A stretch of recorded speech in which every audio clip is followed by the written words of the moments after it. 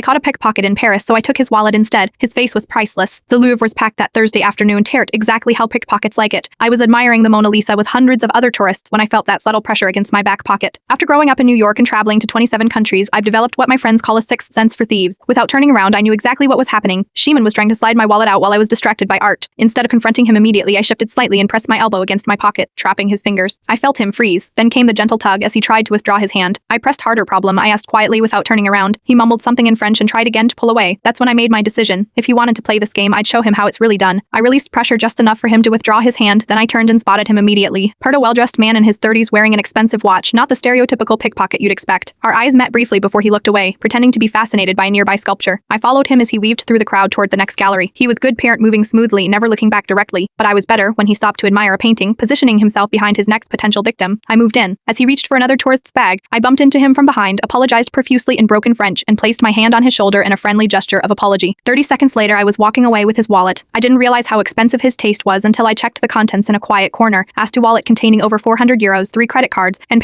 most interestingly, parent business cards identifying him as Philippe Laurent, security consultant. I was contemplating my next move when I spotted him frantically patting his pockets about 50 feet away. The panic on his face was absolutely priceless. He looked like a man whose entire world had just collapsed. I approached him directly, wallet visible in my hand. His eyes widened in recognition, poured first at me, then at his wallet. You stole my wallet, he stammered in perfect English. Interesting accusation from someone who just tried to pick my pocket, I replied. Tell me, does your security consulting firm know you moonlight as a thief? His face drained of color. Please, he whispered. I cannot afford this kind of trouble, neither can the tourists you target, I said. I removed the cash from his wallet and handed it to a museum guard standing nearby for the museum's donation fund, I explained. Then I returned the empty wallet to Philippe. Your ID and cards are still there, I told him. Consider this an expensive lesson. He took the wallet with trembling hands. You are not going to report me? That depends on what happens when I come back to the Louvre tomorrow, I said. If I hear about any pickpocketing, I know exactly whose business card to leave with security. I walked away, hearing him exhale sharply behind me. The 400 euros donation to the Louvre was the best money I never spent. The same guard recognized me and smiled. Your friend with the nice wallet, he said. He came back yesterday to apply for a volunteer position teaching security awareness to visitors. Sometimes the best way to stop a thief isn't to catch them, it's to convert them.